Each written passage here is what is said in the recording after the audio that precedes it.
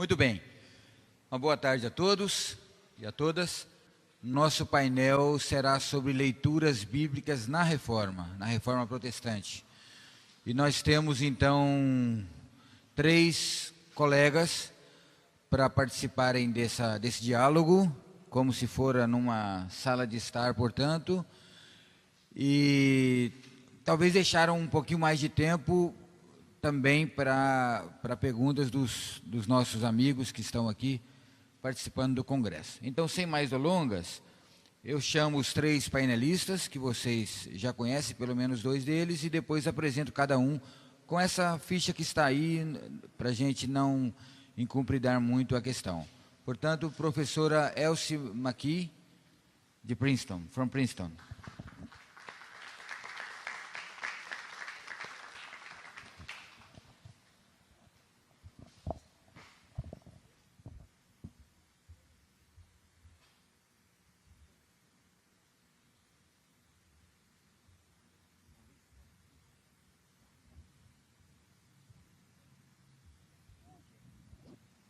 A Valesca fará a tradução da professora McKee. Quero chamar então o professor Kenner. Salva de palmas.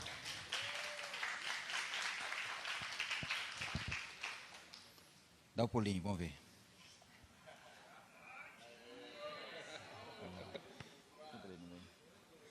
E também o professor Oswaldo Ribeiro, também da casa.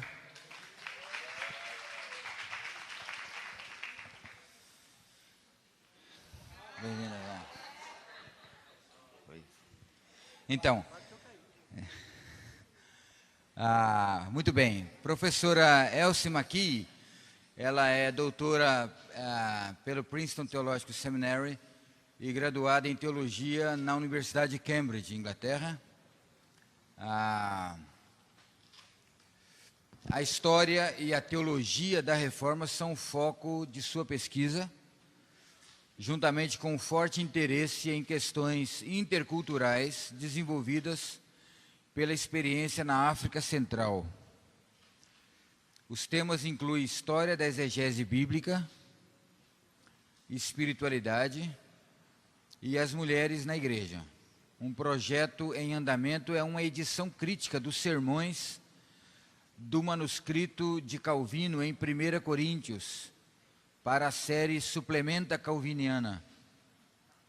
Um novo projeto está explorando a vida e o trabalho das mulheres cristãs congolesas. Então, a África Central, Congo, é o objeto da pesquisa da professora Elsie McKee. Além dessas matérias todas, então, ela dá aulas ali em Princeton, no seminário de Princeton. Professor Kenner é bacharel em Teologia no Seminário Teológico Batista do Sul, no Rio de Janeiro. Licenciado em Filosofia pela Universidade Católica de Petrópolis, UCP. Mestre em Ciências da Religião pela UMESP, São Bernardo, São Paulo. E doutor em Ciências da Religião pela mesma UMESP. Áreas de pesquisa: literatura bíblica, exegese, literatura apócrifa e pseudepígrafa judaico-cristã, semiótica da cultura e teoria da memória. Membro do grupo de pesquisa Orácula e da Associação Brasileira de Interpretação Bíblica, ABIB. E o professor Oswaldo, coordenador do nosso programa aqui na Unida, de mestrado profissional em Ciências das Religiões, desde 2014, professor do programa de mestrado em Ciências das Religiões da Faculdade Unida de Vitória, pós-doutor em Ciências da Religião pela Universidade Federal de Juiz de Fora, em 2016, ano passado, doutorado em Teologia Bíblica, Bíblia Hebraica pela PUC do Rio, em 2008, bacharelado em Teologia pelo Seminário Teológico Batista do Sul, Rio de Janeiro, em 92, pesquisa a Bíblia Hebraica a partir de metodologias histórico-críticas, com desdobramentos históricos-sociais, preocupando-se com o mundo por trás dos textos, seu ambiente de redação, transmissão e recepção. Uma salva de palmas aos 3 painelistas. Muito bem. Talvez eu iniciaria apenas indicando uma aproximação ao tema, já que queremos ouvi-los, aos três, sobre a questão da Bíblia na Reforma, ou da leitura da Bíblia na Reforma. Então, a Reforma Protestante, como se sabe, desde os seus inícios, ela fez uma arriscada e corajosa escolha. Talvez não soubesse exatamente o perigo, o tamanho do perigo, mas enfim fizeram uma escolha, optaram pela Bíblia.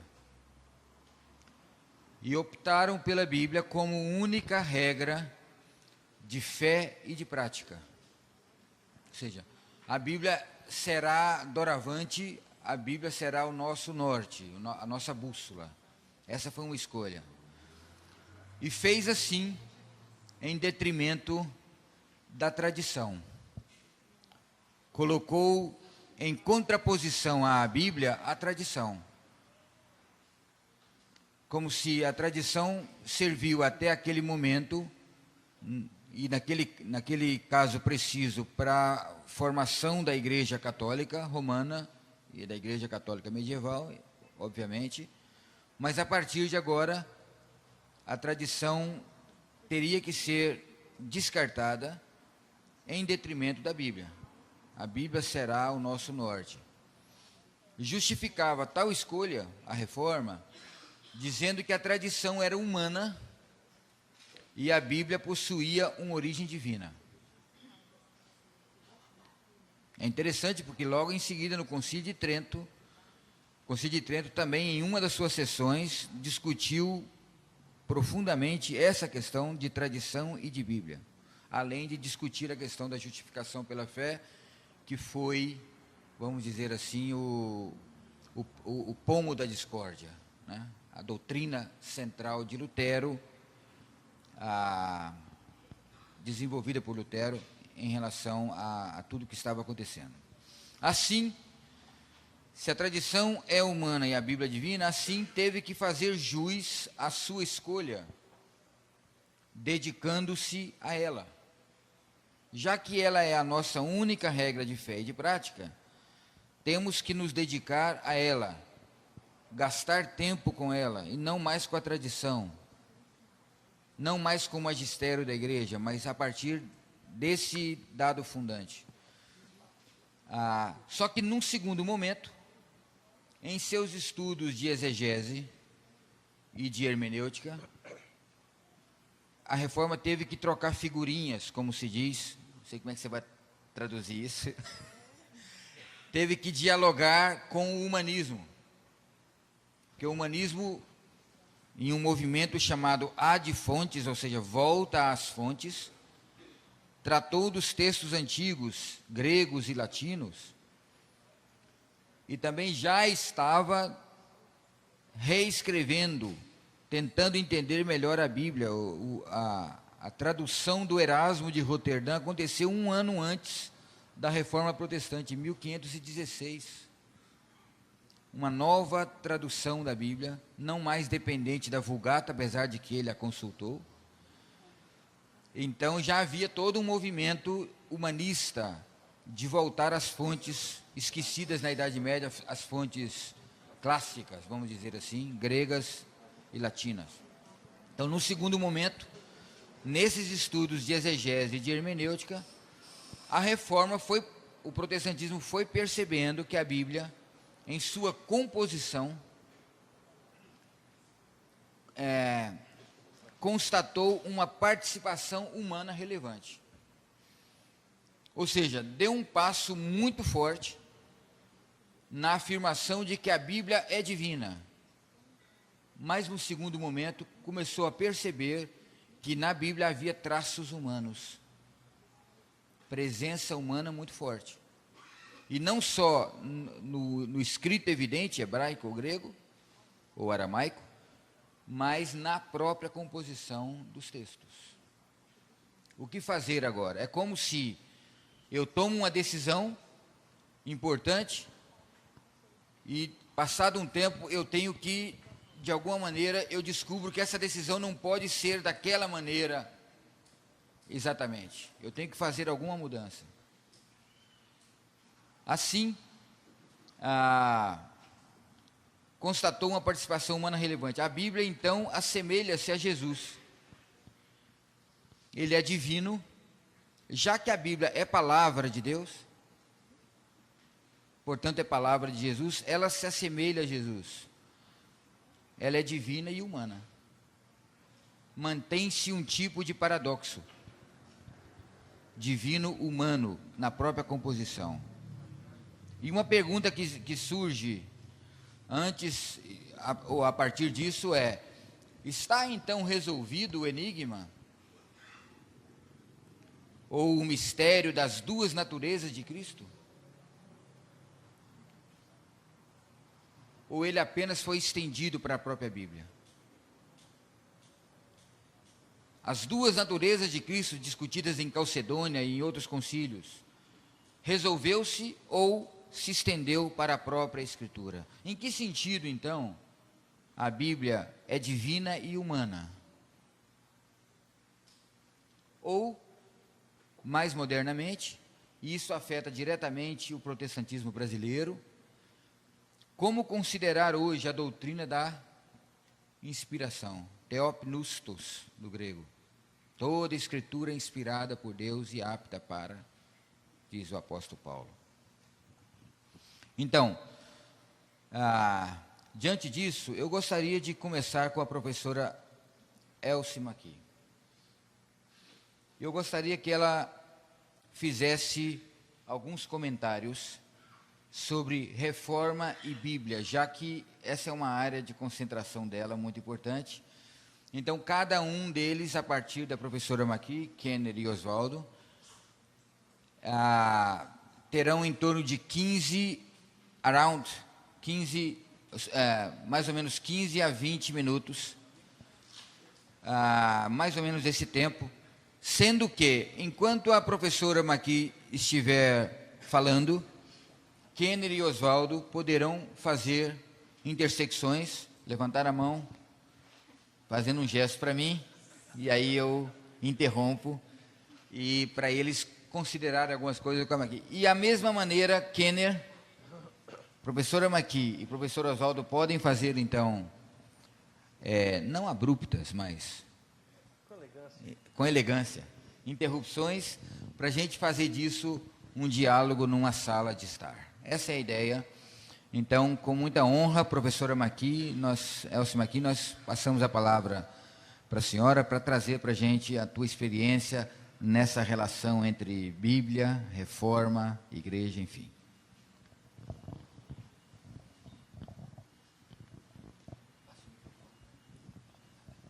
First, thank you very much, obrigado, for inviting me and giving me the opportunity to be a part of this lovely Congress. First, she wants to thank you for the opportunity. I am so sorry. Eu estou muito confusa. Ela está agradecendo pela oportunidade, pelo convite e está muito feliz de estar aqui. É o segundo congresso que ela faz parte.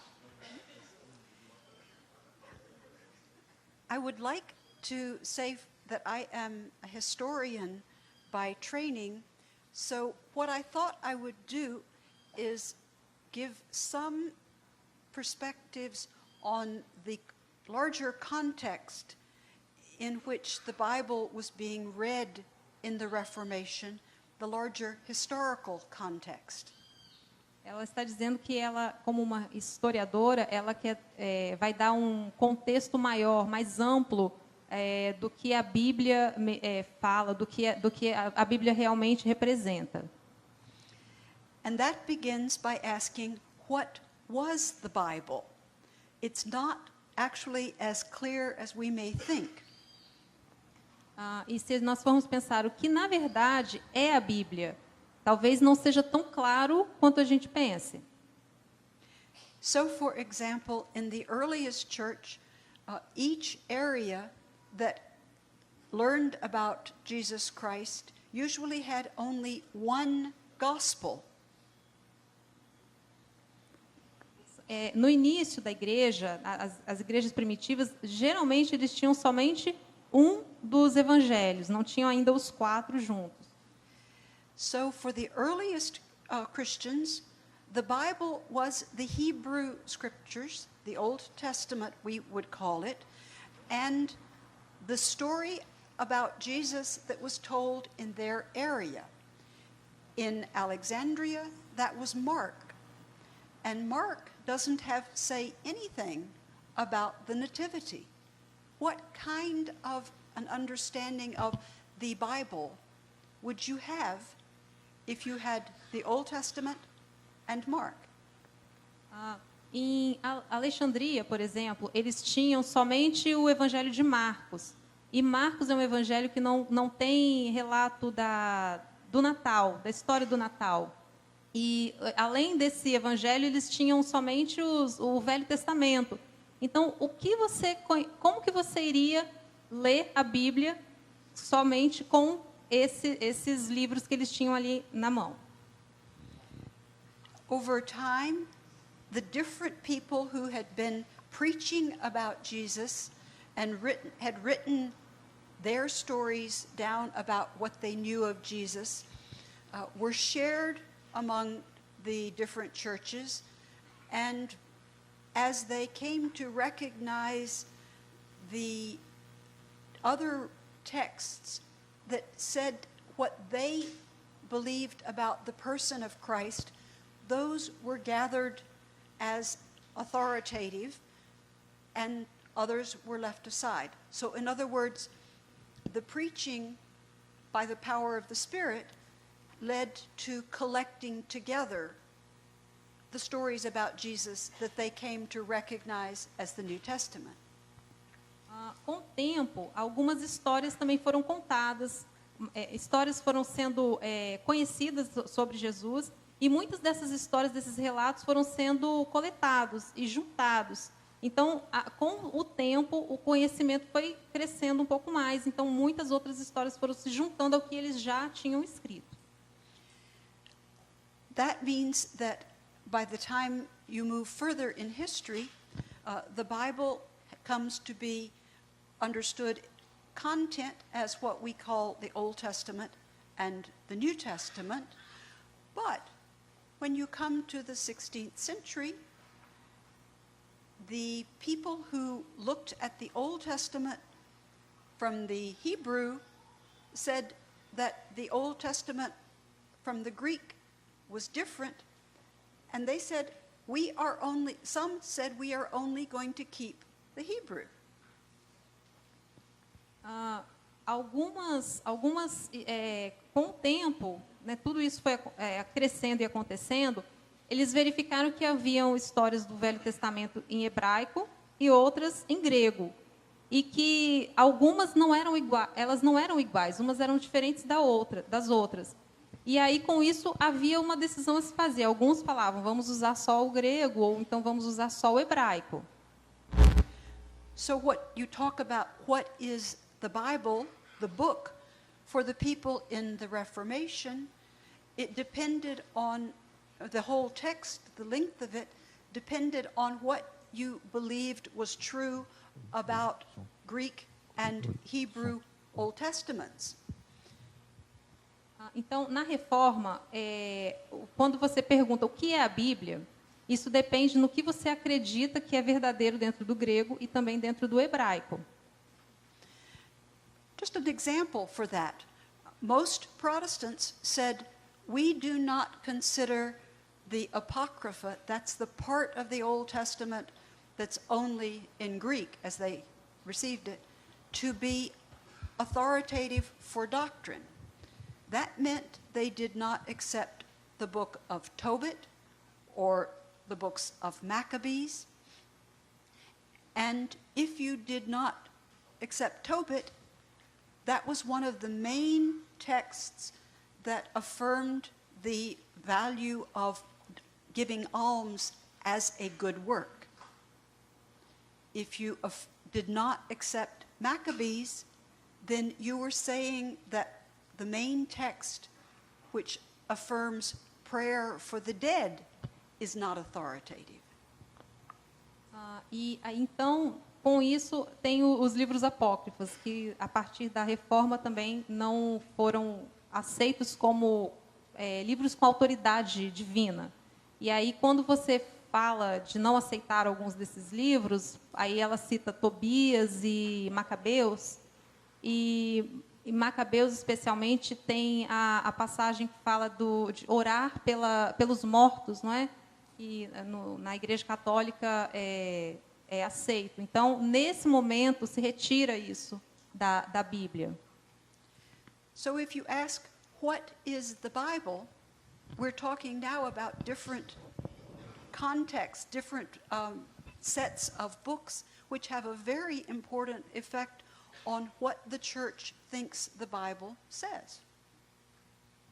Então, se você pensar sobre o que é a Bíblia, você está falando de vários livros muito diferentes que vão causar também visões diferentes daquilo ali, da Bíblia, e do que isso significa para a igreja. Another factor would be the question of what is the Bible that is available to the church? Think about it. If you had to copy the entire Bible by hand, how much of it would you have? Outro ponto que nós precisamos pensar é quanto da Bíblia é disponível para a igreja. Porque aí, então, se você pensar, se você tivesse que copiar a Bíblia à mão, quanto você teria hoje da Bíblia de verdade na sua mão?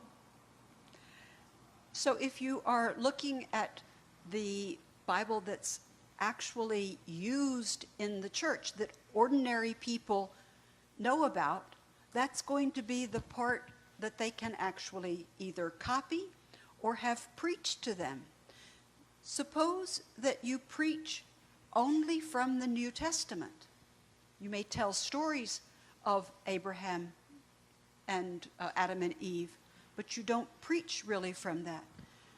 What will be the Bible that the church knows? Se você for observar o que é a Bíblia para a igreja também. Porque, por exemplo, se você pegar uma igreja que prega somente dentro do Novo Testamento, você vai até contar algumas histórias sobre Adão e Eva, mas não pregar vai pregar somente no Novo Testamento. Então, que Bíblia é essa para essa igreja? So when we talk about the influence or the use of the Bible, we need to know what the Bible is.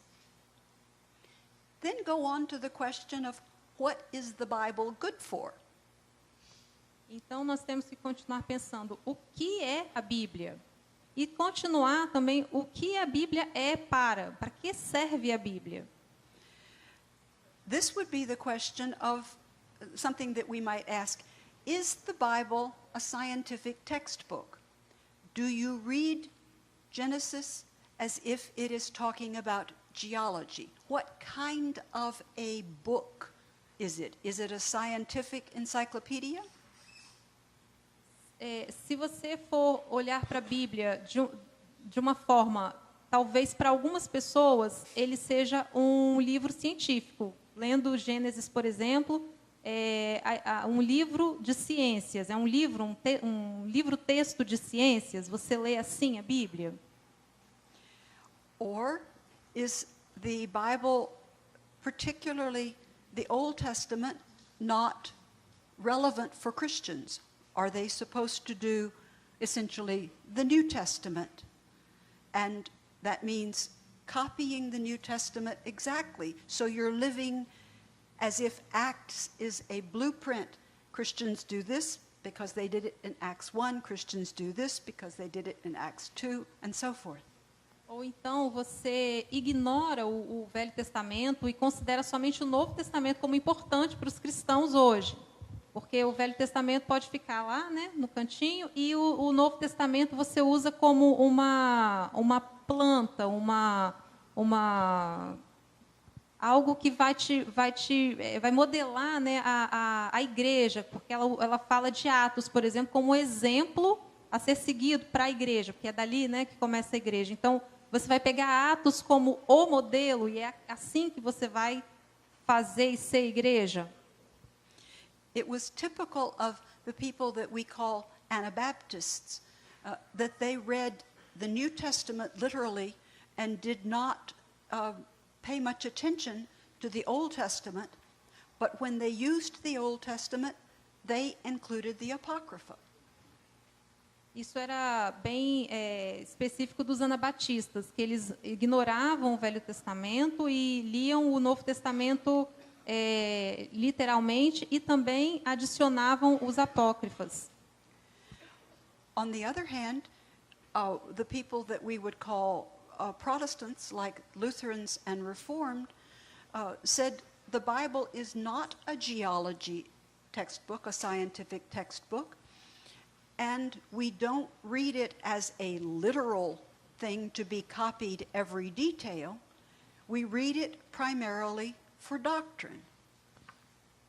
Os protestantes e os luteranos e as igrejas reformadas, elas leem a Bíblia de uma forma... me perdi. De uma forma...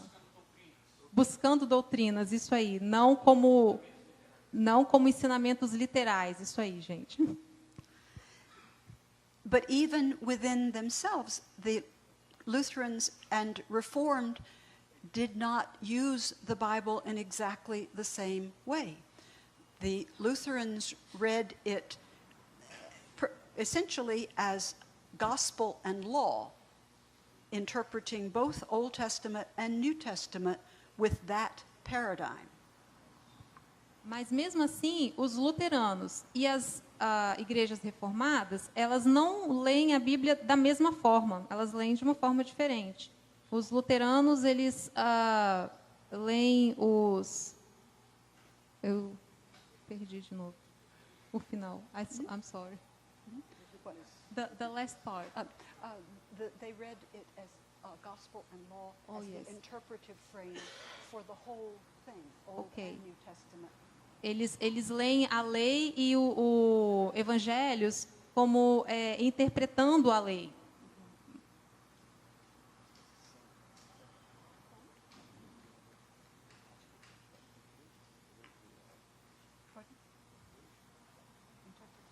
Os evangelhos como interpretação da lei, ok? With a very strong Christological interpretation of the whole thing.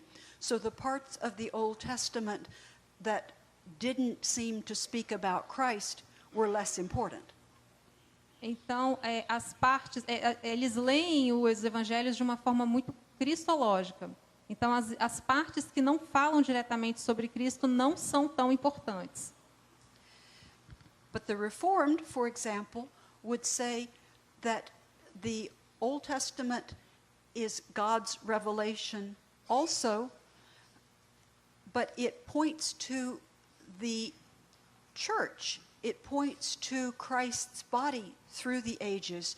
So it's Christological, but it's also taking very seriously the historical character of the Old Testament, because that's God's church, Christ's body at that time.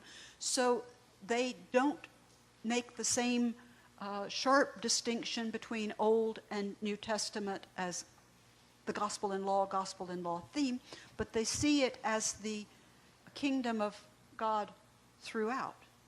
Okay. E as igrejas reformadas já olham para o Velho Testamento como também divinamente inspirada e que está tratando também da igreja.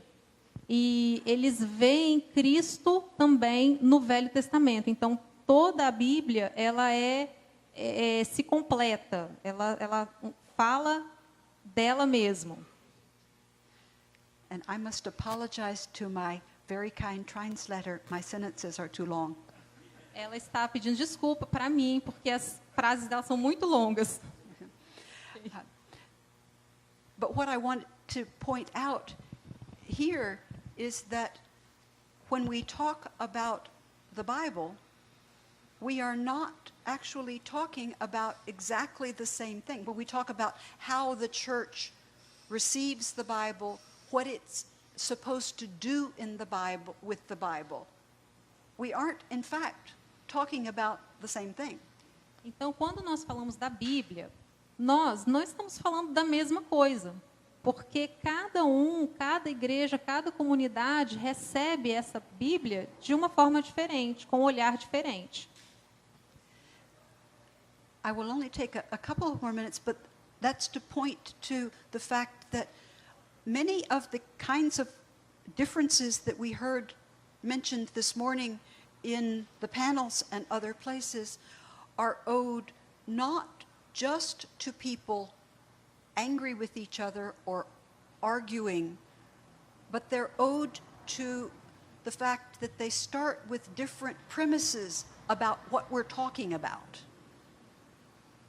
Ok, lembrando agora do painel que houve aqui mais cedo, que ela acompanhou, muitas coisas foram faladas de pontos de vista diferentes, mas que ela fala que isso não vem de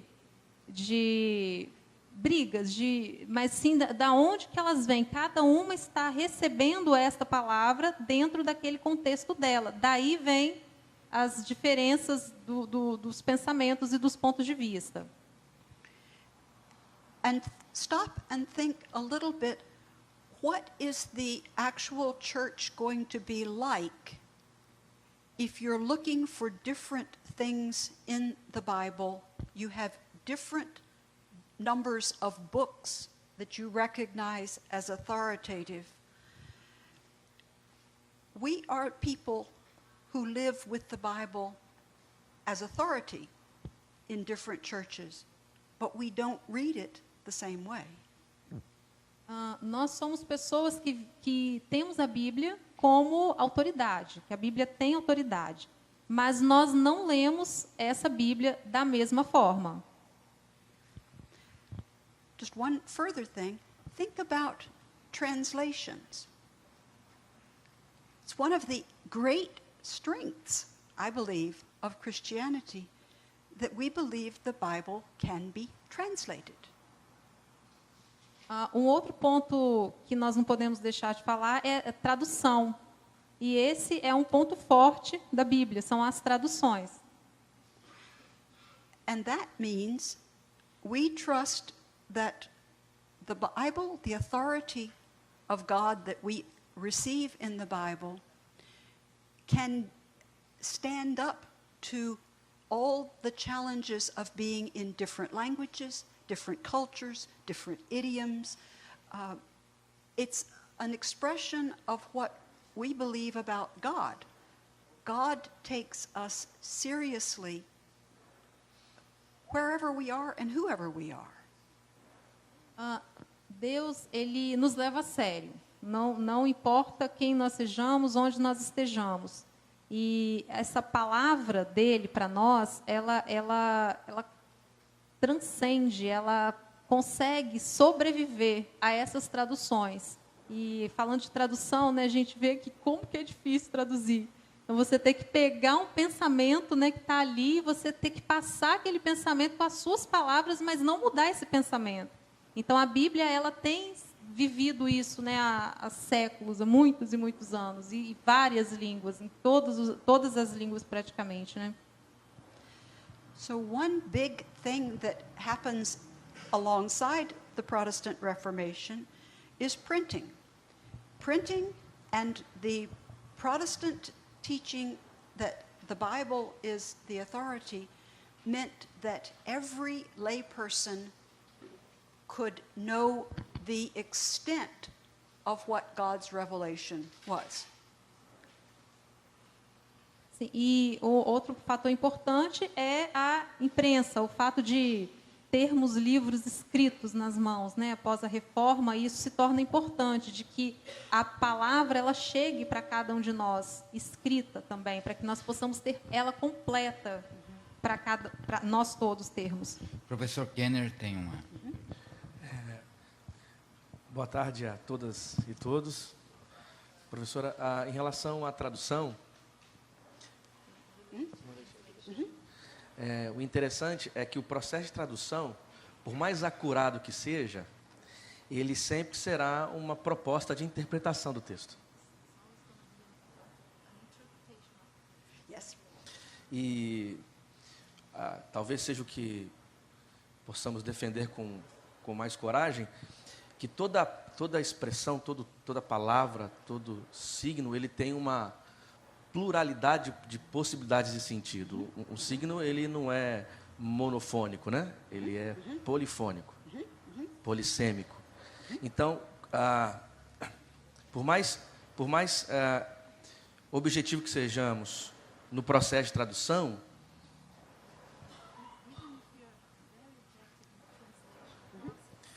há uma participação daquele que produz a tradução, tornando então uma interpretação. E quando a imprensa ela entra na história e populariza esse texto posteriormente, essa potencialidade ela é ainda mais ativada, mostrando como o leitor, o intérprete, o tradutor, ele contribui no processo da formação do sentido.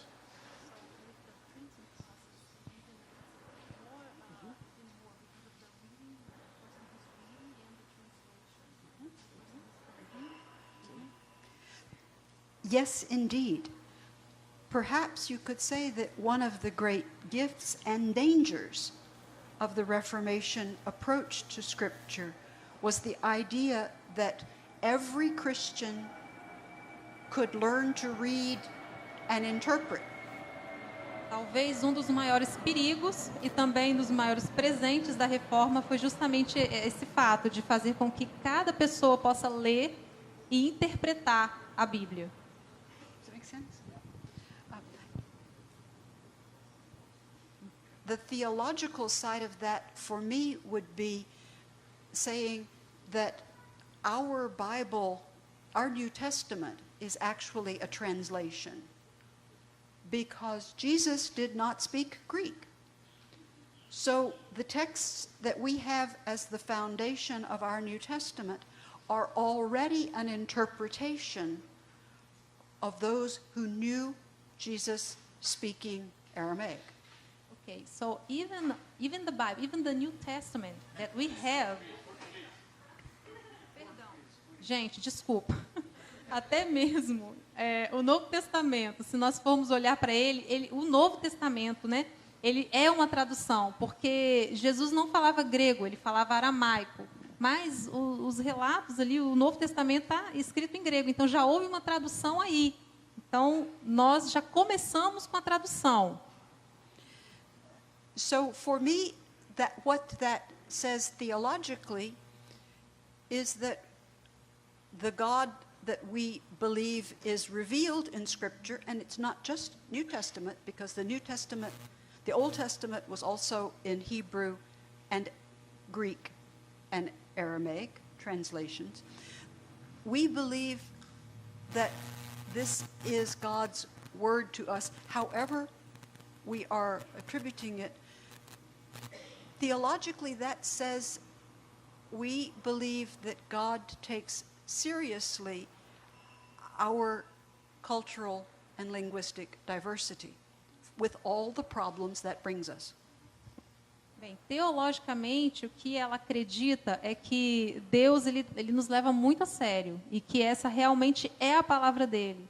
E que mesmo com tudo isso, ele ainda assim traz essa palavra até nós e fala conosco através dessa palavra. E ele leva tudo isso muito a sério.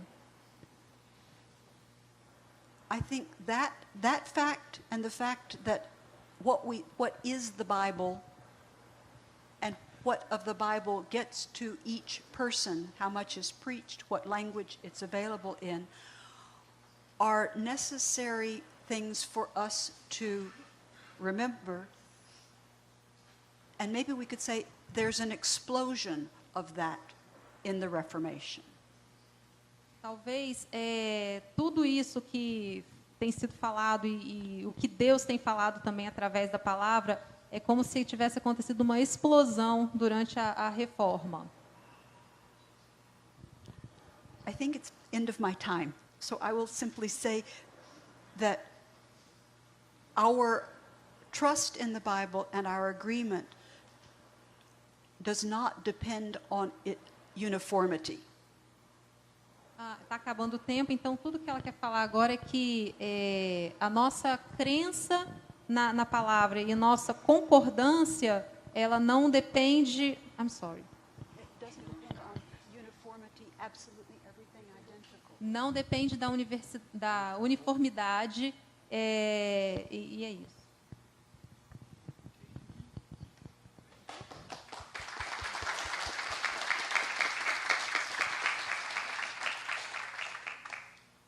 Kenner, ficou claro que tem um processo todo aí de não só de tradução, mas de interpretação, enfim, e que as coisas são tudo menos simples para termos esse texto aqui, né? Como é que você vê essa questão entre tradição e Bíblia? Tradição e Bíblia, ou até essa questão que falamos no início, considerando as conquistas do Renascimento, do retorno às fontes, é possível, em sua opinião, estabelecer um nexo entre reforma e humanismo? É possível hoje sustentar uma diferença entre Bíblia e tradição? Para que ela fale, traduzindo lá, né? Como a reforma pregou, é possível sustentar isso hoje, pelos seus estudos, inclusive de semiótica e de tudo isso, de exegese, enfim, sendo a Bíblia uma literatura, seus leitores necessitam da ajuda do Espírito Santo, como intérprete, como queriam os reformadores, como pensavam os reformadores. Será que dá para você falar um pouco, nesses 20 minutos, sobre essas questões? Sim. Em relação ao humanismo renascentista e à ideia de volta às fontes, nós encontramos aqui uma espécie de solo para aquilo que se tornaria uma leitura reformada. Não é?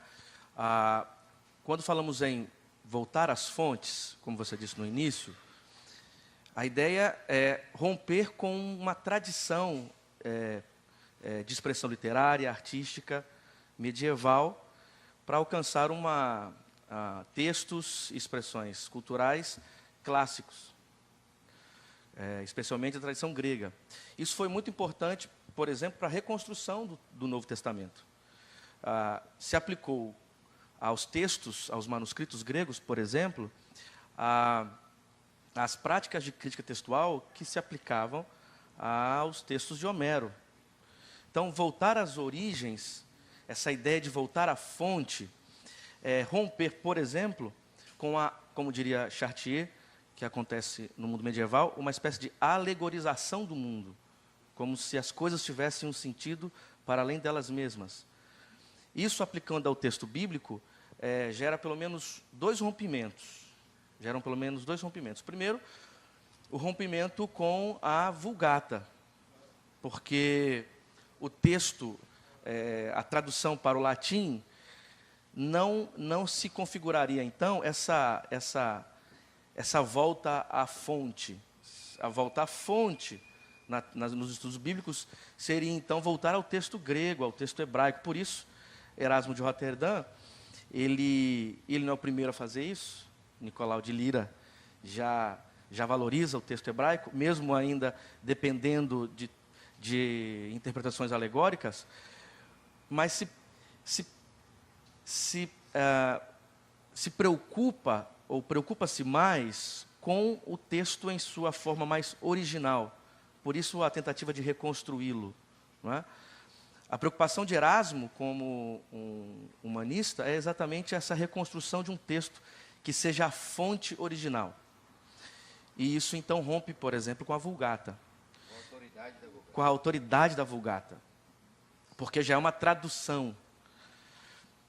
Claro que isso é meio ficcional. Isso fica muito claro porque, mesmo que se acesse o texto grego, a reconstrução dele é um processo narrativo. É um processo cheio de interesses. Tem em suas bases também as escolhas. Talvez poderíamos falar na piedosa expectativa do original, da origem, que vai inclusive servir como estruturador de todo um projeto hermenêutico, um projeto exegético que o paradigma do sujeito vai hipervalorizar, né? A intenção do autor, a intenção original. Então, o humanismo, ele vai colocar, então, essa ideia da volta às fontes como uma prioridade para a formação da cultura, da arte, e isso aplicado ao texto bíblico vai desembocar na hipervalorização dos textos em grego e hebraico. Para a reforma, ou para uma parte dessa reforma, isso será muito importante, porque a leitura bíblica reformada não é somente a feita por Lutero e Calvino. Quando nós falamos da reforma radical, nós temos uma outra perspectiva de leitura bíblica. Por exemplo, a maneira como Thomas Müller lê o livro de Daniel. E a ideia da palavra interna dos radicais. Ou seja, não é necessário ter um acesso elitizado a instrumentos filológicos, por exemplo, para entender o texto. Basta ter o espírito. Essa é uma prática interpretativa da reforma, mesmo que seja uma prática não muito valorizada ou colocada nas extremidades. Então, quando falamos de leitura bíblica na reforma, primeiro, não há somente um acesso a esse texto. Segundo, há uma ideia meio que ficcional da volta ao passado, a volta ao sentido original. Há um interesse, sim. Isso é importante num determinado momento? Claro que é, porque isso gera uma crítica. Veja, a ideia de somente a escritura, como diria Foucault, quando vai tratar um pouco da história da crítica, ele vai dizer o seguinte, que a ideia de somente a escritura que permite ao leitor, através de uma leitura bíblica, criticar o próprio sistema, colocando o sistema em segundo plano e a Bíblia como fonte para criticá-lo, isso aqui já abre as portas para todas as outras críticas. Então tem o seu lugar. No entanto, o rompimento com a tradição, que seriam então essas leituras medievais, especialmente as leituras alegóricas, ela é aparente. Ela é aparente por quê? Porque você vai perceber que a própria leitura reformada, ela vai ser cristológica. Ela vai ler o Antigo Testamento tendo como óculos Cristo. Ou seja, esse original, essa fonte primeira, ela já está, de alguma forma, viciada pelo olhar cristocêntrico, cristológico. Cristão. Né?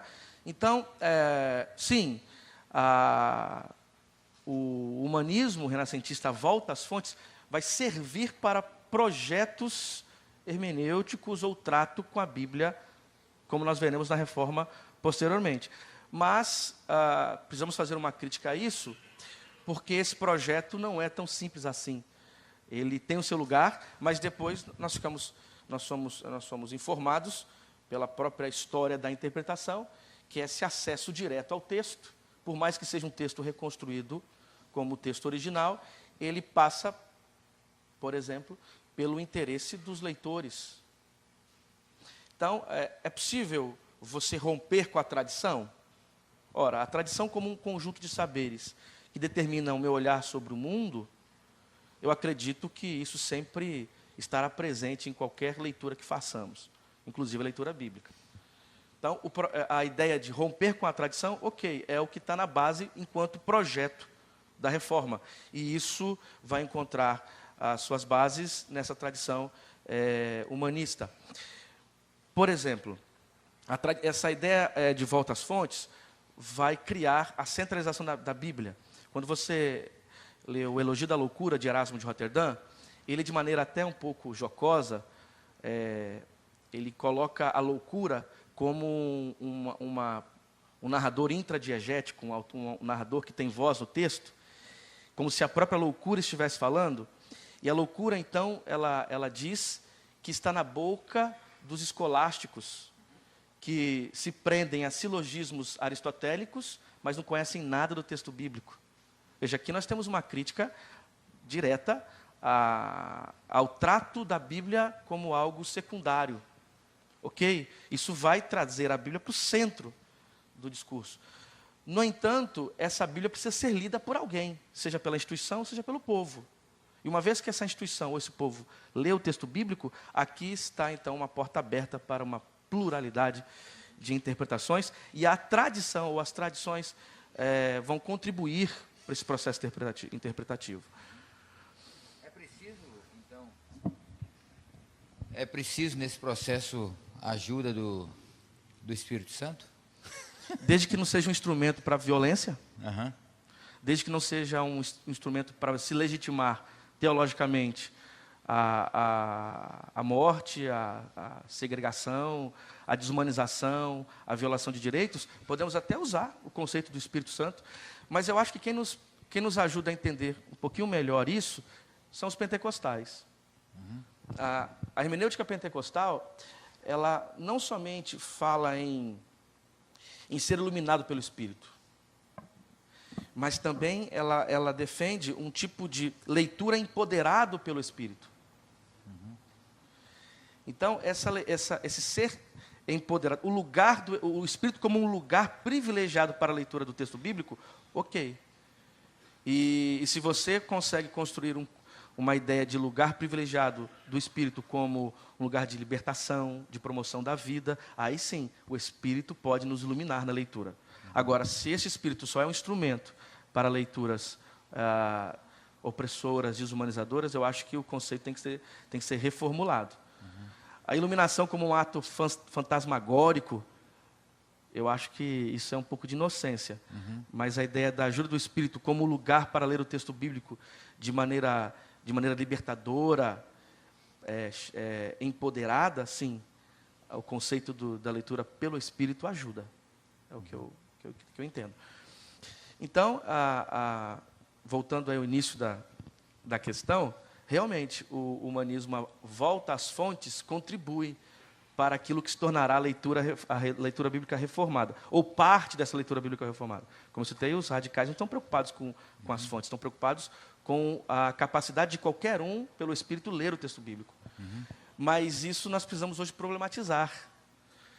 Porque se no início é importante para romper com estruturas de poder, hoje nós precisamos perceber que as leituras são sempre plurais. Aí nós temos que disputar narrativas, disputar interpretações de maneira plural e igualitária. Mas tudo bem, eu entendo esse caminho humanismo reforma. Entendo que no começo o Lutero e o Erasmo de Roterdã, eles se elogiaram mutuamente. Tiveram um bom momento de amizade, de elogios em cartas trocadas e tudo mais. A partir do momento que o Erasmo escreveu que não há o livre-arbítrio, o livre-arbítrio, o Lutero escreveu uma resposta, ponto por ponto, e mais ou menos se rompe com o humanismo. Há uma ruptura. Tanto é que com Copérnico, essa questão da ciência, do céu, dos astros e tudo mais, tanto Lutero quanto Calvino fizeram, pelo menos no início, uma crítica forte. Acho que o Calvino, num comentário dele, e Lutero também, bom, isso não procede, isso é uma coisa, ele está louco ou até endemoniado, o Copérnico. Ou seja, parece então que não há uma caminhada de humanistas e reformados. Como é que você vê isso? Bom, eu acho que enquanto solo fértil para a produção de um movimento, você não tem como separar. Porque a ideia de voltar às fontes, como você mesmo disse, é o que vai tornar possível, por exemplo, a preocupação e o rompimento com a preocupação com a origem, com o original, com a fonte, e rompe-se com aquele sentido alegórico que a Idade Média tanto valorizou. Então, por mais que você perceba conflitos em alguns pontos entre algumas figuras do humanismo e dos reformados, esse solo comum de valorização do texto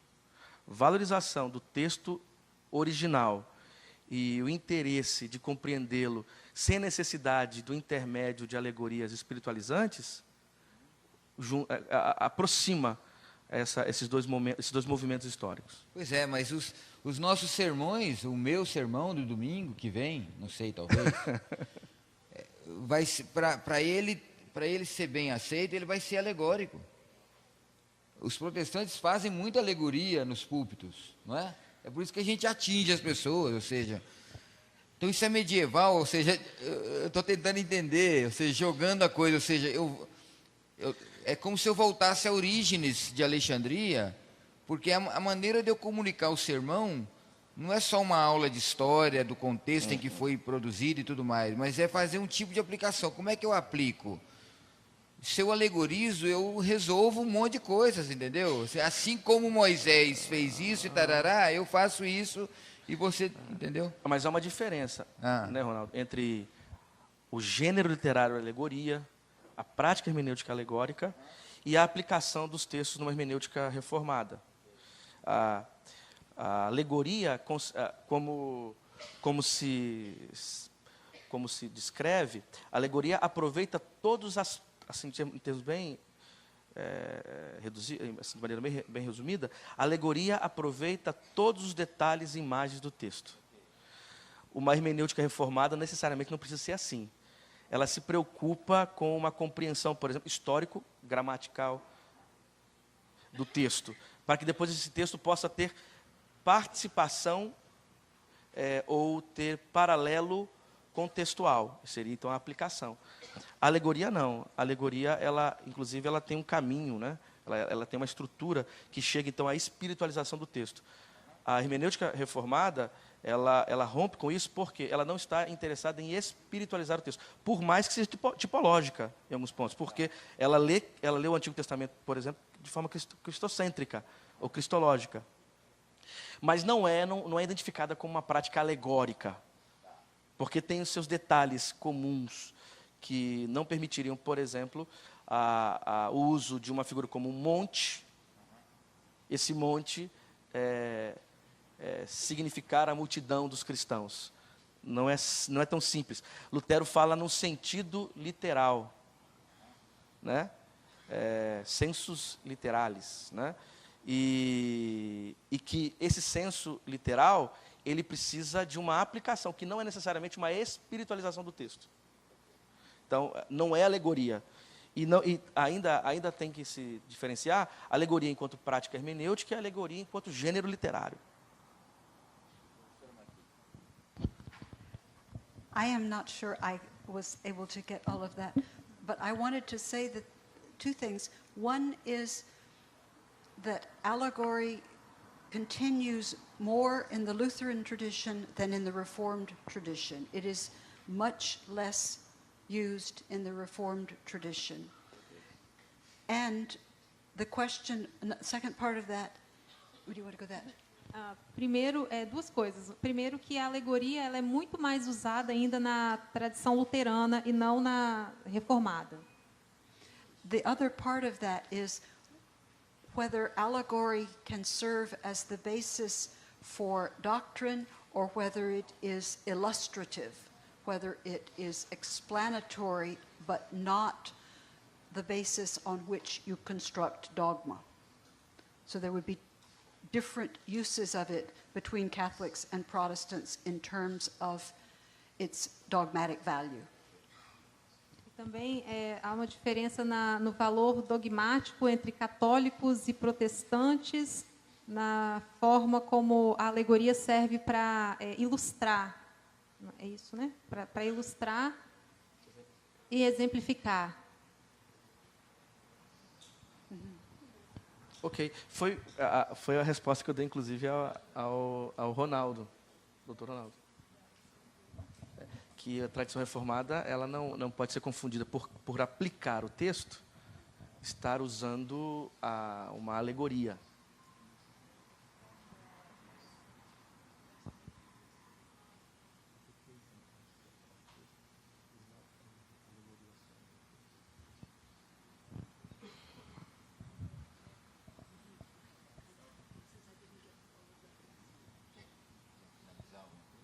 Então, a questão da tradição, realmente, ela é uma espécie de bandeira quando se fala de leitura bíblica da reforma, etc.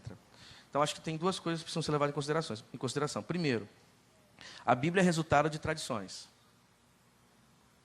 A Bíblia ela em sua origem... Ela é resultado ou ela é parte da tradição? Ela é resultado e é parte, porque o texto bíblico são releituras, reapropriações de tradições. E ao mesmo tempo em que o mundo protestante, né, ou a reforma protestante, nesse solo do humanismo renascentista, etc., supostamente volta às fontes sem necessidade de uma intermediação alegórica, ela produz também uma tradição de leitura. E essa tradição vai, inclusive, determinar a maneira como os protestantes lerão o texto bíblico. Então, rompe, talvez, com uma tradição medieval de interpretação bíblica, mas ela, por si só, também funda tradições. Obrigado, professor Kenner. Professor Oswaldo, você que também trabalha com exegese, com texto hebraico, especialmente, após séculos de pesquisa sobre a Bíblia, qual a justificativa para os protestantes escolherem a Bíblia como fundamento? Ou seja, foi uma boa escolha? Ou seja, a sola... Estou jogando o pinto no lixo, né? Como é que você traduz isso aí? Não sei, Vanessa. Sola Escritura protestante, o sola Escritura protestante afirmado inicialmente é coerente com os fatos históricos? Enfim, que tipo de leitura bíblica pratica a reforma? Se você pudesse nos dar uma luz também sobre isso, por favor. Eu vou... Estão ouvindo bem? Tem que ligar primeiro. Eu vou fazer forças para não ser oswaldiano. Vou tentar fazer de conta que eu não estou em sala de aula, mas eu tenho ainda me preocupar com a tradução.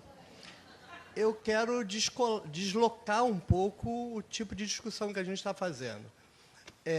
Vou fazer uma afirmação, uma frase de efeito. A Bíblia nunca foi fundamento do protestantismo. Isso é uma retórica completamente ilusória. O discurso de que ela é uma coisa. O fato de que ela seja é outra, completamente diferente. Para mim, a Bíblia nunca teve, não a Bíblia, mas os reformadores nunca tiveram a pretensão de fato de transformar a Bíblia em fundamento. Para mim é um problema histórico. Você tem que combater o inimigo. O inimigo tem um Papa, você tem a Bíblia.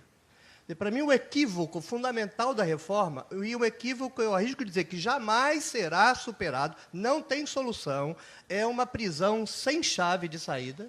Nós inventamos que o fundamento político do protestantismo é a Bíblia.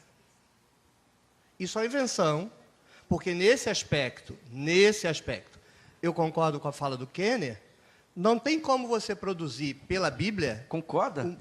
Que Sim. maravilha! Ele tem até palmas. Mas vocês perceberam a dupla advertência nesse aspecto? Não tem como, a partir da Bíblia, você produzir uma leitura normativa. Todo mundo que produz leitura normativa da Bíblia, para o bem ou para o mal, produz uma fraude retórica. Ponto.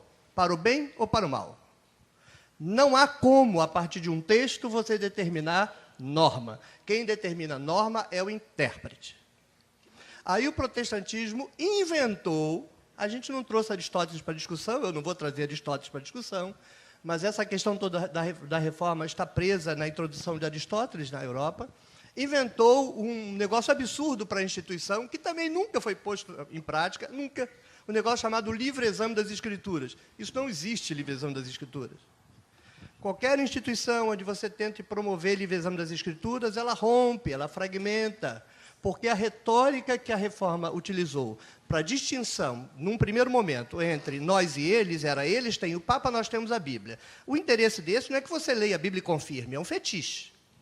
O problema desse tipo de argumento é que, no dia seguinte, aqueles que tinham a Bíblia começaram a ler a Bíblia. E, ao contrário do que se imaginava antes, e eu acho que eu discordo do Ronaldo, porque Ronaldo usou a seguinte explicação, eles não tinham como saber. Tinham, Erasmo advertiu Lutero. Erasmo disse, Lutero, isso vai dar M. Se vocês querem a fonte, é Richard Popkins, História do Ceticismo de Erasmo a Spinoza. Erasmo disse, Lutero não bota a Bíblia na mão do povo para ler, que vai cada um querer ler do seu jeito e vai dar confusão. Aí, segundo Richard Popkins, Lutero disse, não, o crente vai ler de modo certo. Erasmo disse, não, cada um vai ler do seu jeito e vai dizer que esse é o modo certo. Não, o Espírito, aí quando entra o Espírito, acabou. Porque não tem nenhuma política pior do que essa. Porque é a política de usar o sagrado para controlar os outros. Erasmo é profeta, para mim é o único profeta do protestantismo. O que ele disse aconteceu e não tem como corrigir. Porque a gente, passa ano, continua dizendo para as pessoas que a nossa regra de fé e prática é a Bíblia. E isto não é verdade, nem institucionalmente, nem individualmente. Nem individualmente, ninguém usa a Bíblia como regra de fé e prática, pode usar contra terceiros. Por exemplo, se tiver homofóbico sentado aí, pode ter homofóbico usando camisa com 2 tecidos, e a mesma Bíblia que ele usa para condenar a homofobia condena a blusa dele. Ou seja, usa a Bíblia contra os outros, mas não usa contra si. Mas esse não é o problema. O problema é você substituir a retórica da autoridade. Na Igreja Católica não há trincamento, na minha leitura, entre o discurso de poder e o instrumento que sustenta esse poder. O instrumento de poder é o colégio apostólico, o clero, normativo. Gosta do jogo? Joga o jogo. Não gosta do jogo? Não joga o jogo. Para mim, não está trincado. Eu posso discordar de que aquele bando de cardeais mande em alguma coisa. Mas entende o que eu estou dizendo? Eles dizem, manda o colégio apostólico. Perfeito? Como é que a gente diz? Manda a Bíblia. Ah, para moar. Para cima de mim. Não, não manda a Bíblia não tem condição de mandar nada. Na prática protestante, quem manda? Um papa protestante, que lê a Bíblia, papisticamente, e impõe essa leitura para a comunidade. Não há empoderamento de autonomia. Tente ler a Bíblia de modo livre na sua comunidade para você ver. Você vai ser gentilmente convidado a se afastar, ou você vai ser convidado a ficar quietinho no seu canto. Porque aí é o fato de que me agrada a história do protestantismo, nesse aspecto, a despeito de, para mim, ser uma grande ilusão, para eu não dizer uma palavra mais pesada como uma grande hipocrisia, de que a Bíblia é o nosso fundamento, não é puro fetiche, o que Lutero fez foi botar a Bíblia, e aí eu concordo com o que foi dito agora há pouco, botar a Bíblia no centro da discussão. Aí aconteceu de 2 rios de se desenvolverem desta prática. Don't time. Ah, quer fazer? Maqui, please. Just briefly in here, who owns the Bible? Is part of what you're getting at, I think. And disputes about whose Bible it is help explain the conflict. De quem é a Bíblia, né, ou a quem pertence a Bíblia, ajuda a explicar um pouco desse conflito. Eu posso falar uma coisa também? A Bíblia, a ideia de que se faz teologia ou se usa a Bíblia é no sentido de que essa Bíblia agora serve como lugar de partida. Isso não quer dizer que pode se interpretar qualquer coisa. A própria tradição protestante, depois, vai criar os limites dessa interpretação. Hoje, talvez, Oswaldo, você não poderia entender que o lugar do leitor, uma vez motivado por promoção da vida, interesses por direito, não tornaria essa Bíblia realmente lugar de partida? Tá, são 2 coisas completamente diferentes. A gente lê o que aconteceu e a gente propugnar por como deve ser. Na minha cabeça, são assuntos completamente diferentes. Fatos históricos são fatos históricos. Construção de mundo hoje é construção de mundo hoje. A saída de a gente pluralizar pelos leitores, para mim, é a única saída possível. Duvido que vai acontecer. Aposto 2 braços, 2 pernas. Porque a retórica que legitima o poder no meio protestante não permite pluralidade, porque a retórica a doutrina é bíblica. E isto é de uma falsidade gigantesca. Não tem como sair dessa arapuca. Então, esses esforços de leitura plural é óbvio. Vocês me conhecem, eu quero a leitura plural. Eu não estou discutindo isso. Também não estou discutindo qual é a Bíblia. Não importa qual é o cânon, não importa quem lê. Importa o discurso retórico do fundamento político. Em qualquer comunidade, não importa qual seja a doutrina, não importa qual seja o cânon, não importa qual seja o viés, o discurso é: assim dizemos porque é bíblico. Não, não dizemos porque é bíblico. Dizemos porque é tradição. É a fraude inicial, na minha ótica, tudo que eu digo pode estar errado, na minha ótica, é a fraude do protestantismo. A construção teológica do protestantismo é tradicional, mas eles tiveram que dizer que é bíblica, porque eles têm o Papa, nós temos a Bíblia. Mas, como eu estava dizendo, esse processo trouxe a Bíblia para um centro, porque, ao mesmo tempo em que, num primeiro momento, as pessoas leram a Bíblia para simplesmente legitimar a doutrina, e é o que aconteceu na prática, num segundo momento, começa a haver a divergência de opiniões de interpretação. É só você ver a segunda geração do protestantismo. Já começa a haver divergência, cada um interpretando a mesma Bíblia, o mesmo Espírito Santo, eu acho isso maravilhoso. Para fazer uma pequena piada, se é verdade que o Espírito Santo está lá se inspirando, ele deve morrer de rir, porque o que ele faz com a gente é um negócio para rir, que é um negócio de doido. Em cada igreja ele inspira um negócio diferente e fica se divertindo. Como é que a gente não vê? Sim. Está muito rápido. Hein? Está muito rápido. Ah, eu sei. Tem que ir falando devagarzinho. Mas eu vou dizer porque eu acho que isso acontece. A gente não se olha. Nós não olhamos uns para os outros na hora da gente construir os nossos discursos. O discurso protestante da verdade vale dentro da minha igreja e que se danem as outras. Porque se eu olhasse para as outras, eu faria a seguinte questão. Mas peraí, como o Espírito aqui pode dizer uma coisa e lá dizer outra?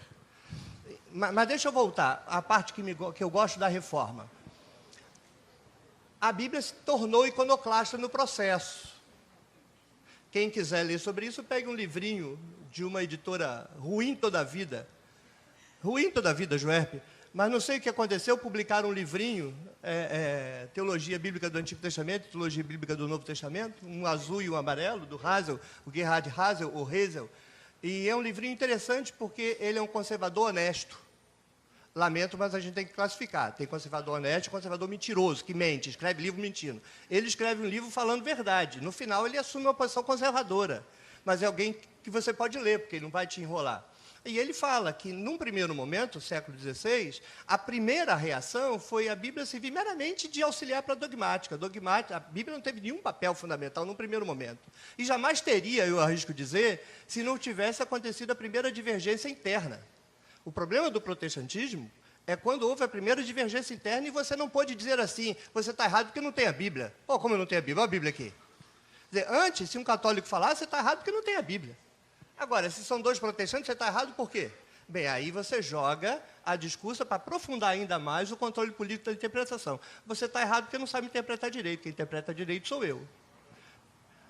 Num primeiro momento, então, a reforma serviu para fundamentar leitura dogmática, escolástica dogmática. As mesmas doutrinas antes da reforma são posteriores.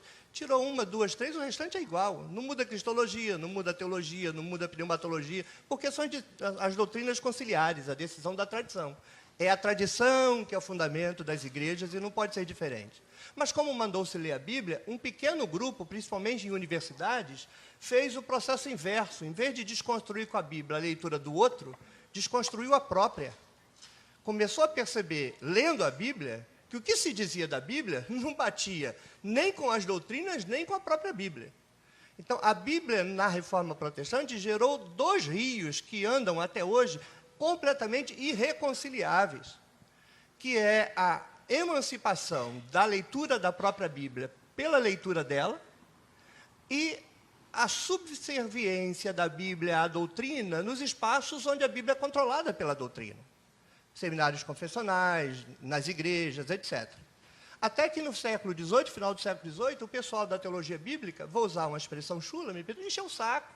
Falou, olha, a teologia bíblica vai cuidar de Bíblia, do passado, do sentido histórico dos textos, e deixa o pessoal da sistemática cuidar da doutrina. E até hoje não conversam. E por que não conversam? No catolicismo ainda é possível você conversar teologia com Bíblia, porque lá você não gera a supressão do fundamento político da instituição quando você faz a crítica bíblica. Porque a Bíblia não é fundamento político daquela instituição. Então você pode mexer com ela. Entende o que eu estou dizendo? Na igreja protestante, nos espaços protestantes, nos espaços evangélicos, com raríssimas exceções, quando você faz a crítica bíblica, você suprime, não a Bíblia, O fundamento político-retórico que garante a verdade, entre aspas, 500 aspas, divina daquele espaço. De modo que a leitura da Bíblia séria, histórica, honesta, que os reformadores inventaram entre o século XVI e XVII, numa segunda corrente que os reformadores inventaram de leituras dogmáticas, é completamente irreconciliável com a prática das igrejas. Por que não ler a Bíblia, por exemplo, para legitimar a cristologia do Antigo Testamento?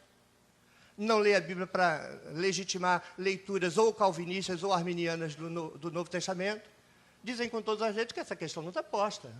Você não vai ser calvinista por conta da Bíblia. Você vai ser calvinista por uma questão histórica. Você não vai ser arminiano por conta de leitura da Bíblia. Então, a minha maior tristeza com a reforma protestante é que a gente aprisionou a nossa vida numa retórica em relação à Bíblia que torna a Bíblia a nossa maior inimiga se a gente quiser levá-la a sério. E aí, quando eu digo a sério, é perguntar a ela sobre o sentido histórico dela. E, com todo respeito ao Kenner, eu não acho que seja impossível você fazer leitura histórica da Bíblia, porque aqueles pastores luteranos, que eram todos pastores, não foi gente iluminista, aqueles pastores luteranos reformados da Europa, que criaram a crítica bíblica, desmontaram a Bíblia. Foram eles que descobriram que Moisés não escreveu, foram eles que descobriram que as proposições de autoria são secundárias.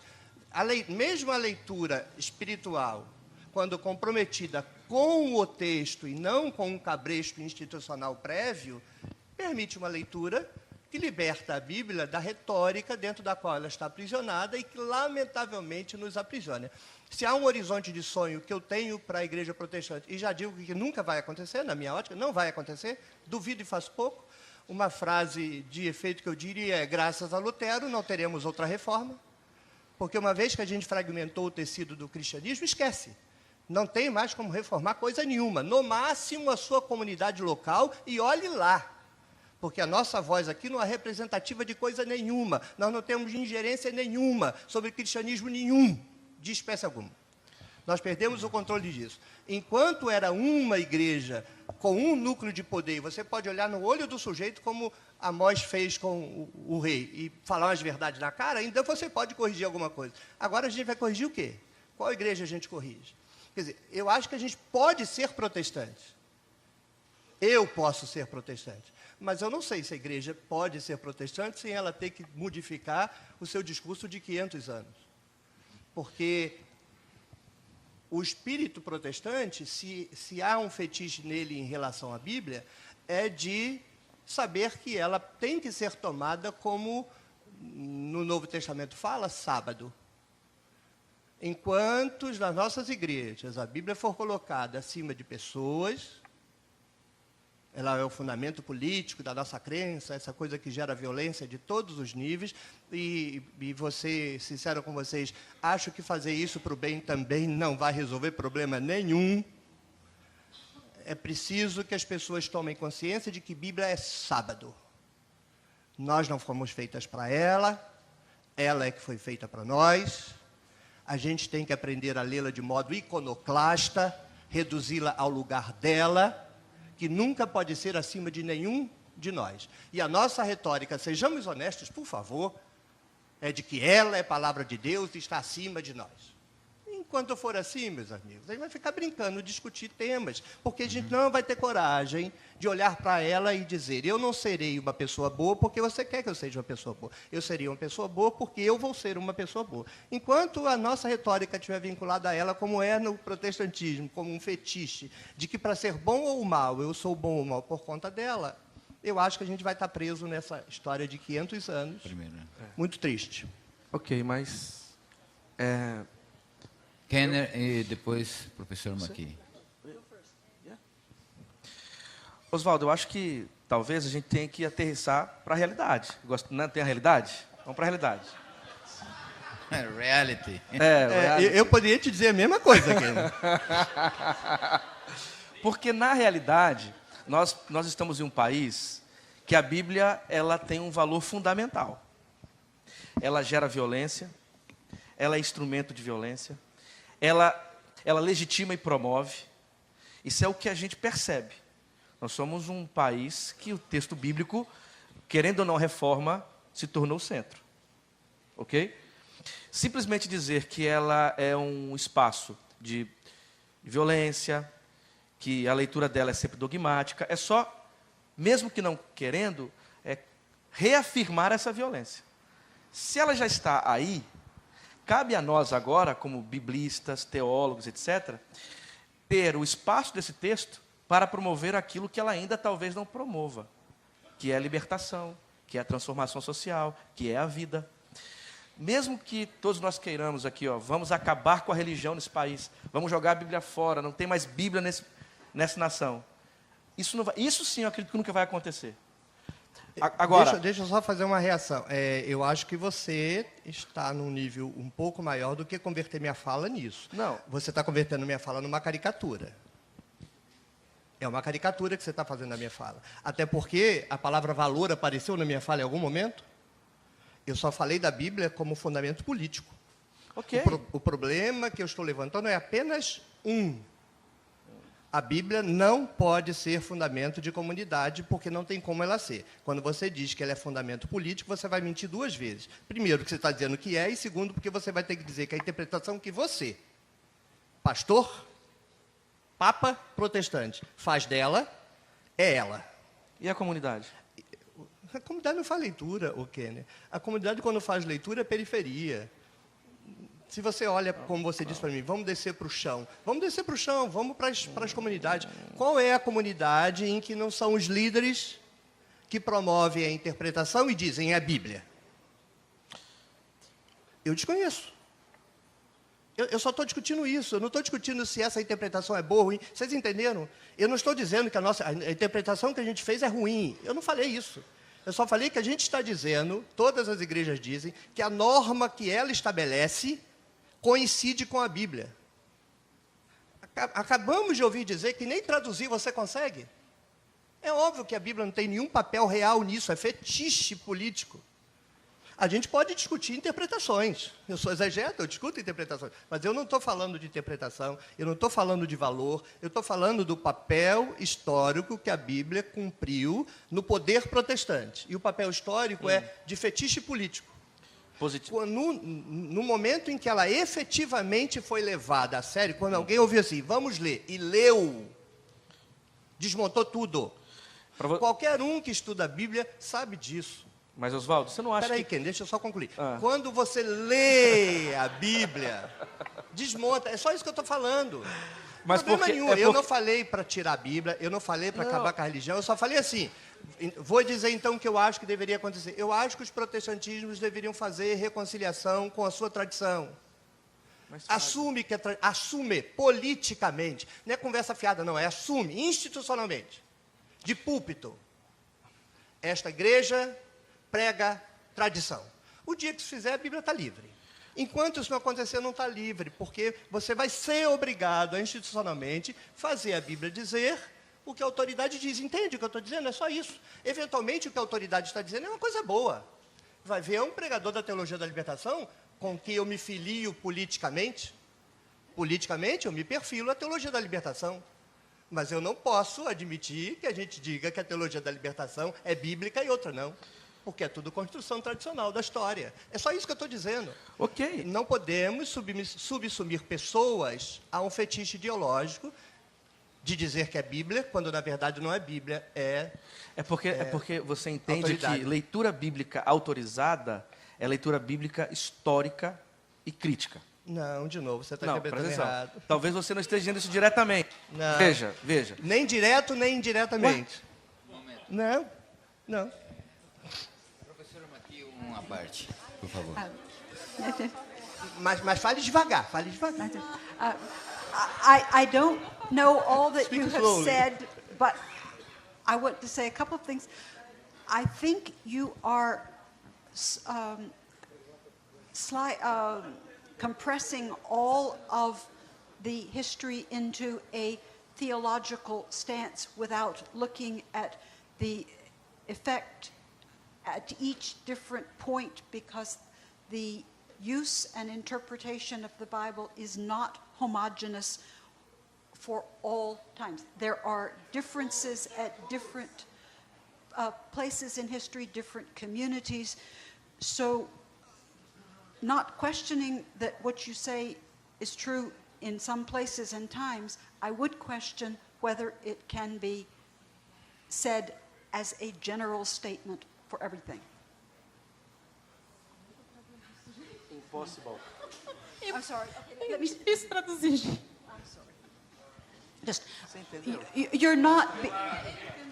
Toca aqui, doutor, simplesmente saber o seguinte, ela não está questionando a tua fala como um todo, ela consegue entender que há pontos relevantes, sim, mas será que você pode fazer desta fala uma verdade generalizada e única?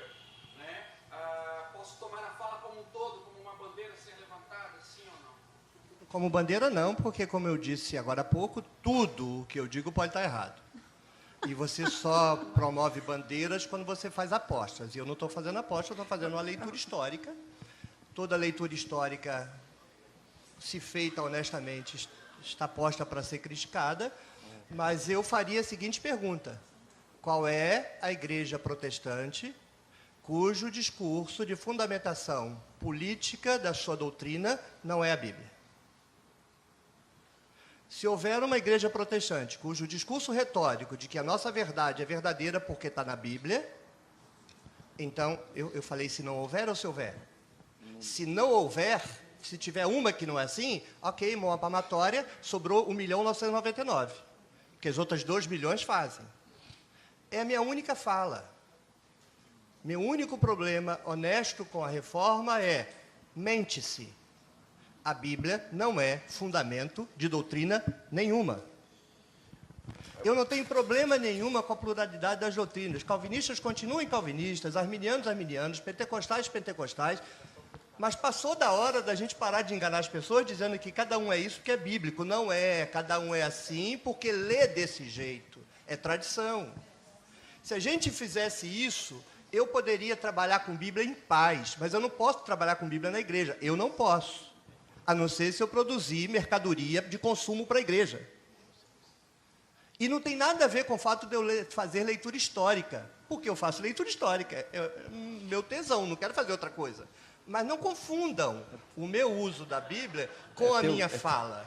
Eu quero que cada um leia a Bíblia do jeito que quiser, eu só não posso ouvir que as 500 milhões de doutrinas diferentes do protestantismo, o fundamento é bíblico. Porque o fundamento não é bíblico, Erasmo sabia, Lutero sabia, mas Lutero veio com aquela conversa fiada de que verdadeiro crente o Espírito Santo vai iluminar. Não, isso é conversa fiada. Se não era para ele, 500 anos depois, para nós há de ser, convenhamos. A gente já tem estrada rodada. Ok. Veja, então... Vamos passar o Kennedy depois para 2 ou 3 Olha questões. só, Oswaldo, eu queria que você me ouvisse com calma.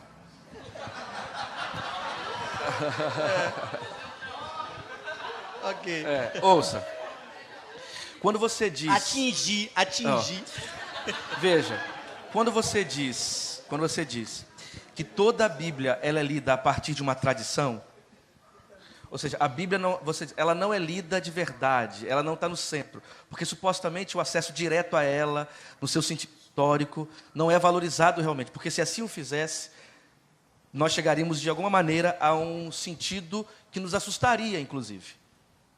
Ok, vai. Veja, a Bíblia, ela é o solo que todas essas interpretações são feitas. Não é porque existem muitas interpretações e diferentes interpretações, você está só confirmando um dado.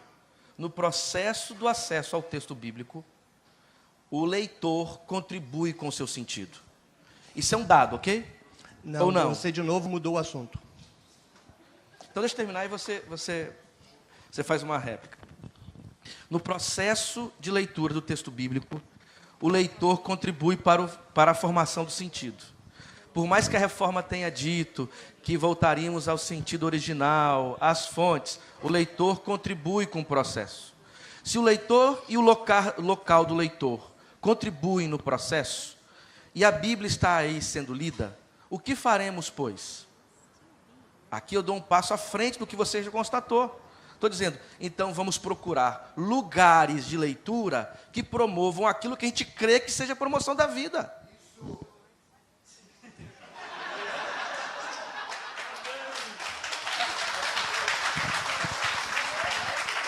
Então, a ideia não é que dizer que a tradição media a leitura bíblica, mas é exatamente admitir isso. E você, ao admitir isso, você se aproxima do que eu estou dizendo.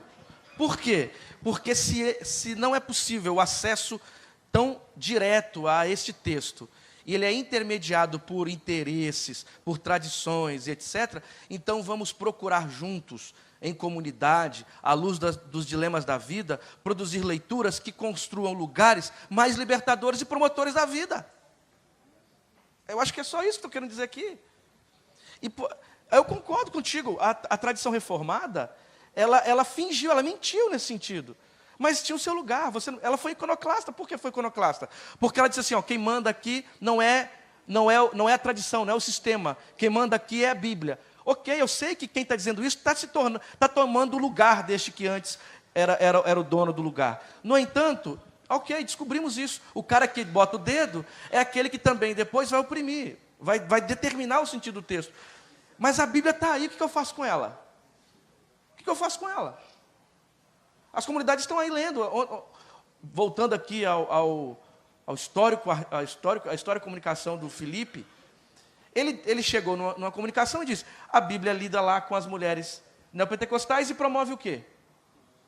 Resistência. Ué, eu não sei em que sentido que tá, assim, não está havendo aqui a possibilidade de compreensão. Eu concordo que a Bíblia ela não é lida como os reformados prometeram, porque nós descobrimos que não é possível mesmo. Porque quem lê a Bíblia são seres humanos, cheios de interesses. Agora, o que eu faço agora com esse texto bíblico que está na mão deste bando de ser humano? Ué, vamos promover então espaços que esses seres humanos leiam a Bíblia de maneira mais libertadora e empoderadora e etc. Just The last word. last word. Whose is the Bible? When we look at historical development, what the Reformation said was that lay people have access to the entire revelation because they have access to the entire Bible. Translation, please. Bem, é português agora. O que a reforma disse é que agora as pessoas comuns elas têm acesso à Bíblia e a toda a Bíblia, porque até então não era isso. As pessoas elas tinham a informação recebida de alguém, mas agora elas tinham esse acesso completo à Bíblia toda. What that means, even if you want to say tradition and scripture, was a reversal of the weight of tradition and scripture. Ela está falando de tradição e tradição e alguma coisa que agora é o reverso.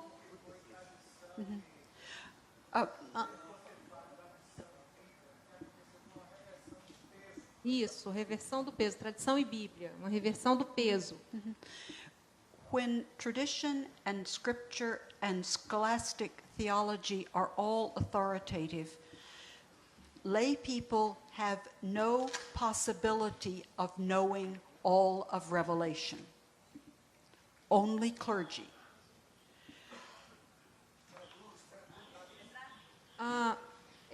Quando a Bíblia ela está na mão do povo, não, eu queria falar do clergy. Clergy é o clero. Está na mão do clero, então o povo não tem acesso completo a toda essa informação.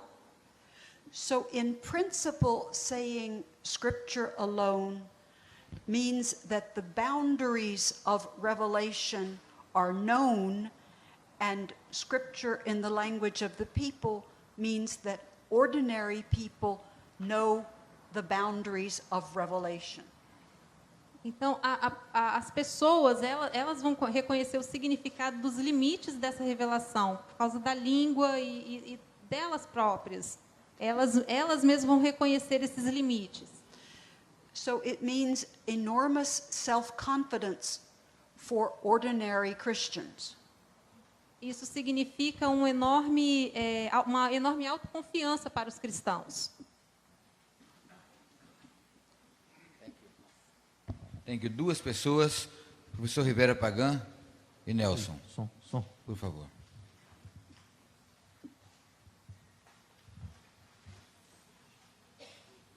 Voy a hablar en español.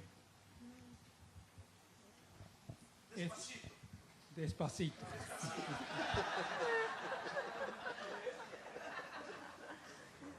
Este asunto de que el pueblo puede ir, cada uno puede ir a la Biblia y emitir sus juicios, fue un tema controversial y peligroso en algunos lugares en el siglo XVI. Nosotros podemos ir ahí y ver 12 traducciones diferentes de la Biblia.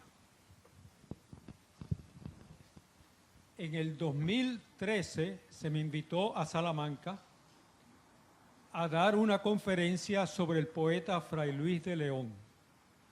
Fray Luis de León fue uno de los poetas principales de España del siglo XVI y era un cónclave de poetas internacionales en honor a Fray Luis de León, y yo daba la conferencia de clausura.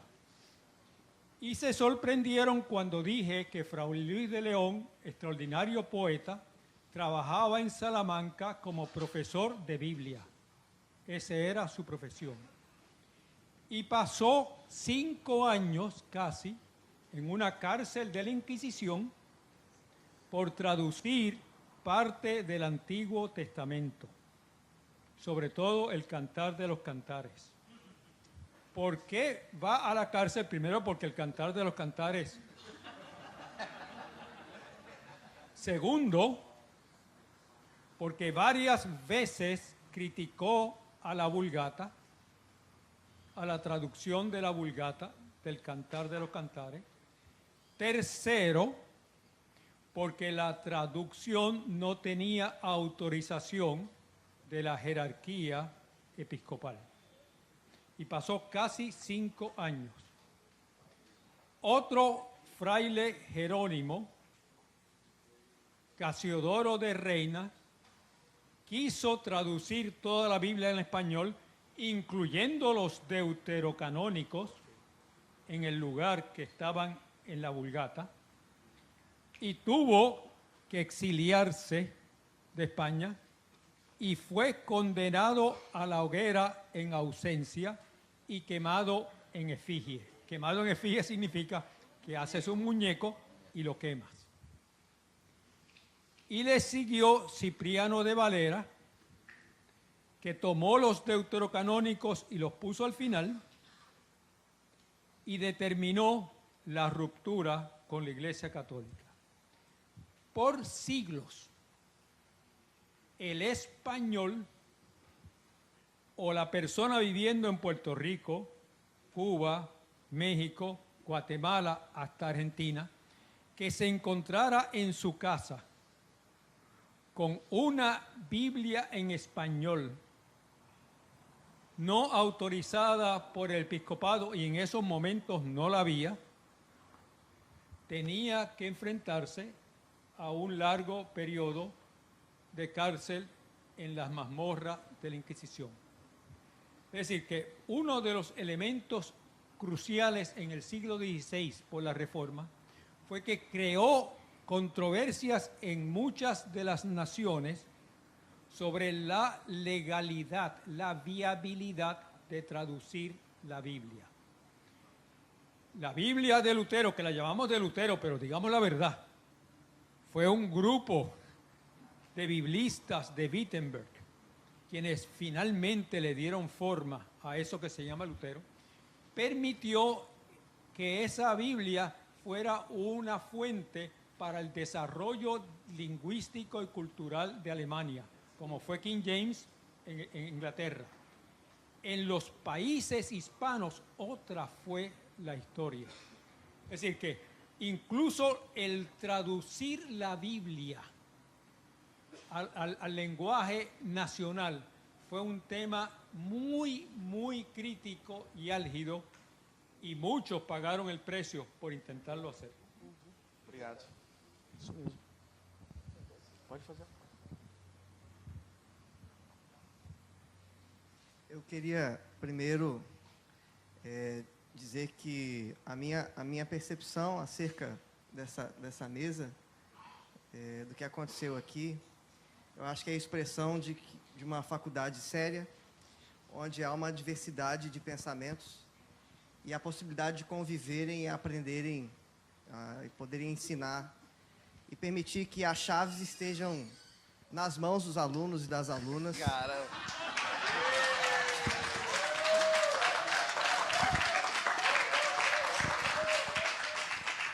E permitir que as chaves estejam nas mãos dos alunos e das alunas, a fim de que todos possam escolher o que bem quiserem caminhar. E eu sou fruto dessa faculdade e pude ter a possibilidade de escolher aquilo que eu pude compreender e falar e etc. A minha pergunta é dirigida ao professor Kenner. O Foucault, junto com o Chomsky, uma vez deu uma entrevista e ele disse que é a partir da academia que as estruturas têm condições de serem modificadas. Embora nós estejamos nesse ambiente tão diversificado, de falas tão diferentes umas das outras, que não se complementam, mas que caminham por lugares diferentes, diante de uma mesma temática, nesse sentido. Como, trabalhando dentro de uma academia, a gente pode afirmar que o espírito é aquele que nos legitima a fazer a leitura de um texto, tanto para o mal, e se for para o mal nós desprezamos, e se for para o bem, nós assumimos.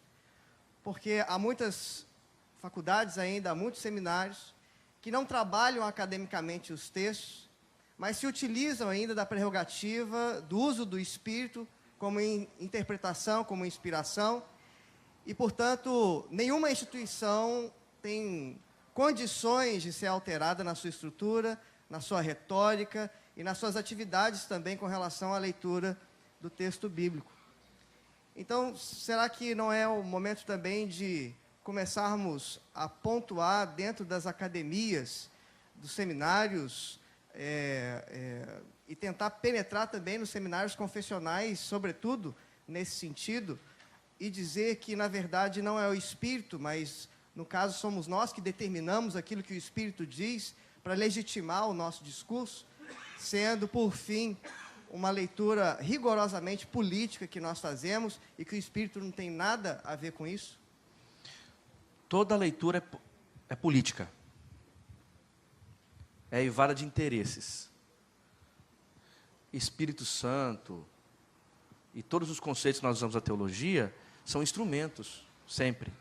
Então, eu acho que não seria necessário diluir com um conceito, e sim relê-lo.